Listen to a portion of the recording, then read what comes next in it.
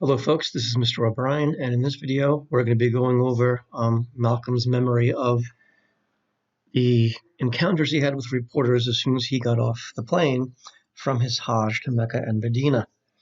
And we also will be reading the headnotes here. There's one headnote that kind of talks about Malcolm shifting in ideology, and one headnote specific for the document at hand, which again is called the headnote, the first one we're going to read is called Malcolm X, A Different Malcolm X, From Nation of Islam Spokesman to Independent Political Activist. We're going to read the headnote, and then we'll get to the next document called Malcolm, Press Conference on Return from Africa. He went to a Hajj to Mecca and Medina, but also to Africa, Muslim sections of Africa, which are very ubiquitous throughout Africa.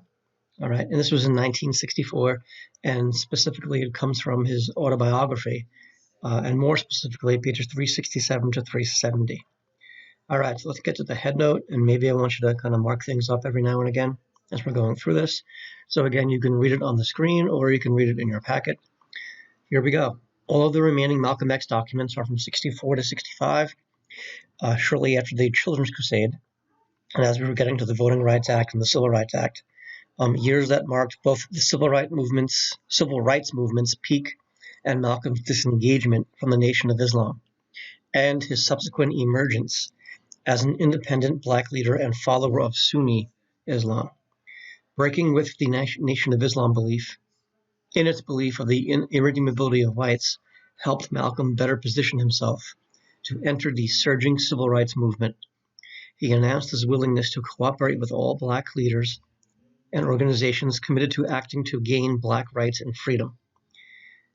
He urged a united black front and stated his desire to join in protests against segregation and for African American voting rights, including ones led by King.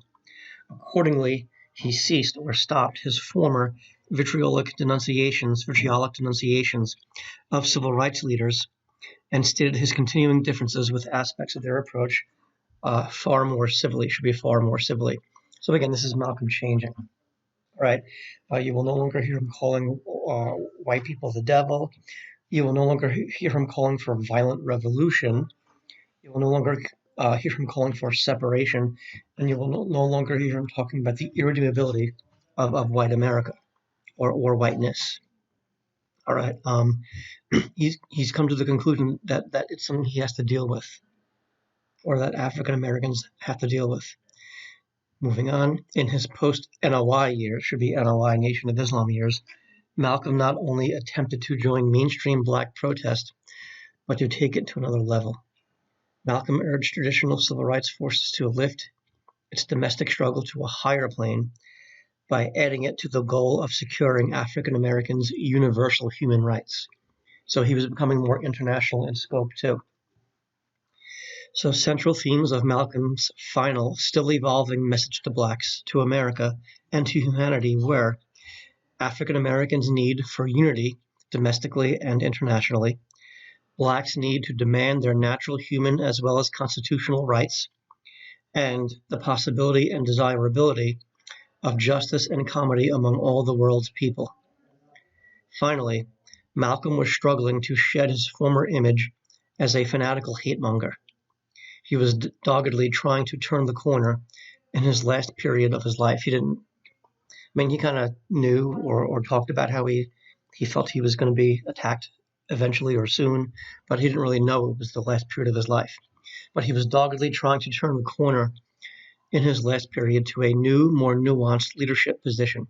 So this annotation is a good kind of segue describing the transition from the younger Malcolm to the older, more mature, more intellectual Malcolm.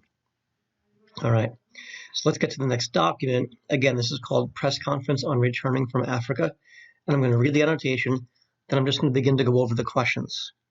So below is Malcolm's account of his press conference on returning from his pilgrimage to Mecca. Malcolm's, quote, letters from Mecca, relating his rejection of Nation of Islam dogma and newfound acceptance of the ideal of interracial brotherhood had already caused a stir among his followers, meaning the Nation of Islam, and the New York media even before his return from his Hajj and African travels. In this recollection of that press conference, Malcolm was proud that he not only managed in it to state his newfound belief in an interracial community, which was all the white press corps wished him to talk about, but also got in his equally important new stress on building unity among all the world's darker races and on internationalizing the struggle by, for example, charging the U.S. with human rights violations in the United Nations. All right, so let's go to the first question. So how would you characterize the initial questions that were asked by reporters? And I'll show you, we'll go back to the text in a moment. But again, he talks about them being overly subjective, scapegoating, asking questions of Malcolm as if he was somehow responsible for the actions of others.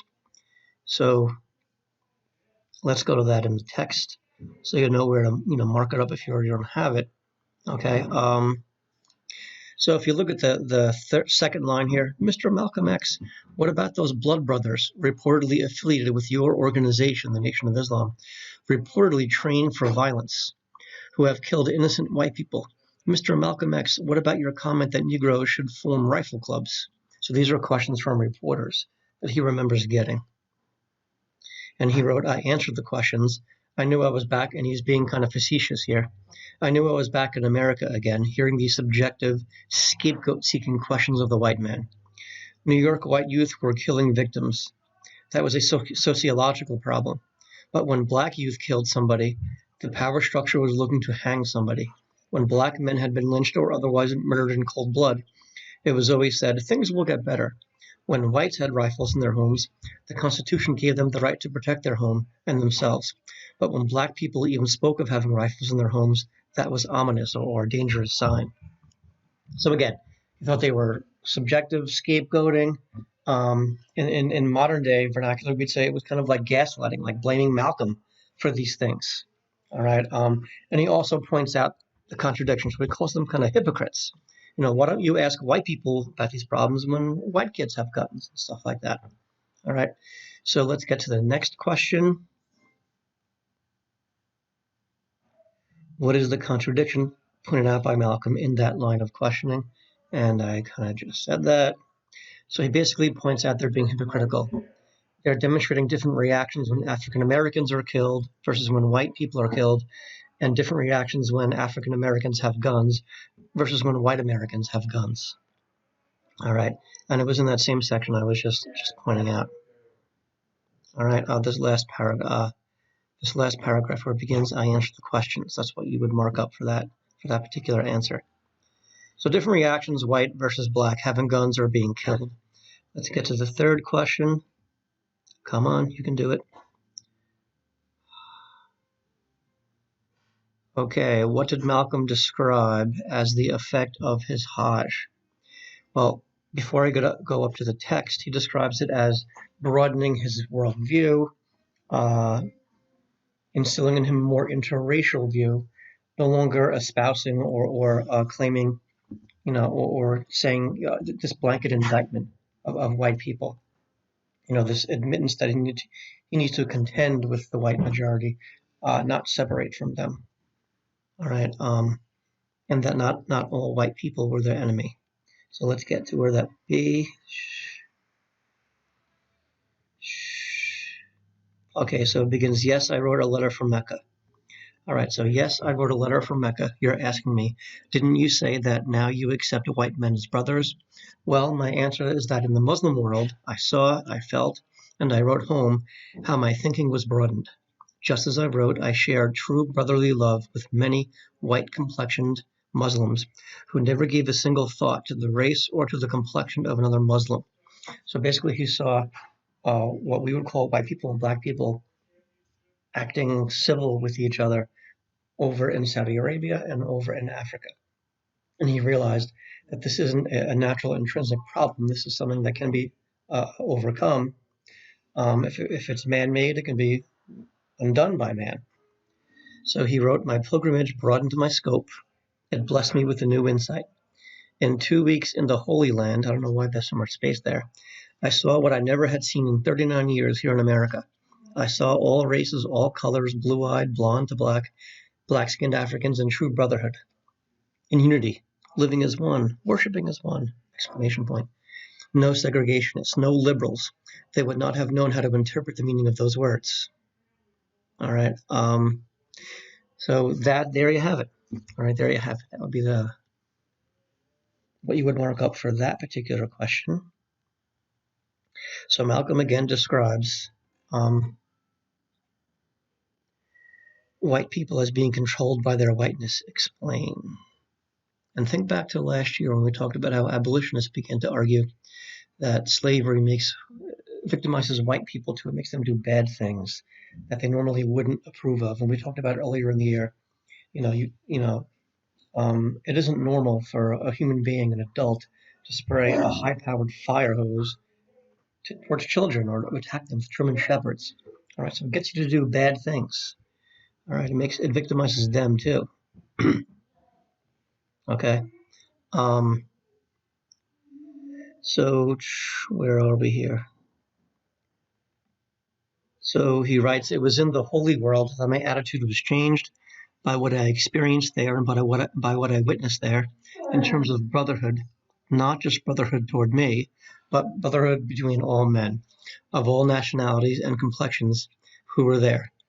And now that I am back in America, my attitude here concerning white people has to be governed by what my black brothers and I experience here and what we witness here in terms of brotherhood.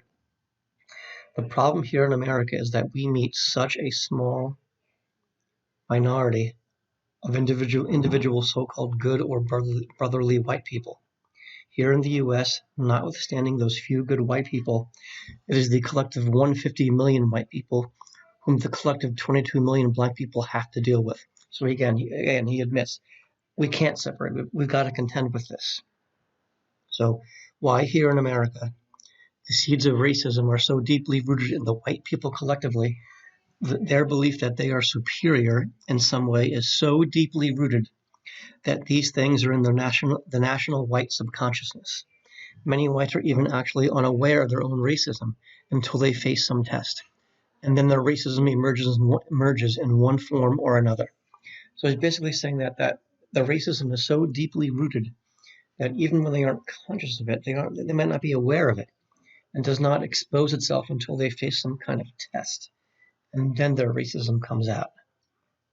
He goes on to write, listen, the white man's racism toward the black man here in America is what has got him in such trouble all over this world with other non-white peoples.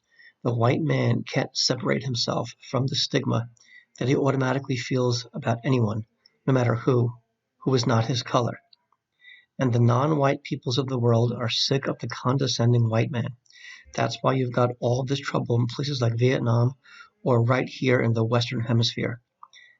Probably 100 million people of African descent are divided against each other, taught by the white man to hate and to mistrust each other. In the West Indies, Cuba, Brazil, Venezuela, all of South America, Central America, all these lands are full of people with African blood. On the African continent even, the white man has maneuvered to divide the black African from the brown Arab, to divide the so-called Christian African from the Muslim African. Can you imagine what can happen, what would certainly happen, if all these African heritage peoples ever realize their blood bonds, if they ever realize they all have a common goal, if they ever unite? Okay, so again, what he's saying is it also gets white people into trouble because they can't help but feel like it's their duty, their white man's burden, to, quote, help out other parts of the country, of the world, or to take over other countries. So they can't help but feel superior, even when they couch it in kind of paternalistic or condescending terms. All right, so it makes them, again, to review, they're unconsciously racist, I think they're racist. It makes them imperialistic, without realizing that they're in part motivated by race. Okay, and it makes them do bad things they normally wouldn't do, like take over other countries, or like I spoke about earlier, spraying fire hoses at children. Okay, and it gets them into trouble. The Vietnam War is happening at this time. We haven't gotten there yet in class, but it's happening. Okay, and so on and so forth. Okay, and he also, this isn't one of the questions here, but he also talks about how a theme he talked about earlier in this packet, the white man kind of teaching the black man, the black person, to think lesser of themselves. All right. And one thing I forgot to say earlier for a previous question, when how the Hajj kind of broadened his worldview. If you go back to the paragraph that begins in the past, yes, this is where he talks about how he used to, make this sweeping indictment of all white people, and he says, "I will never be guilty of that again, as I know now that some white people are truly sincere, that some truly are capable of being brotherly toward a black man." All right, so again, this is Malcolm changing, becoming more nuanced, more intellectual, and more mature. All right, so there you go.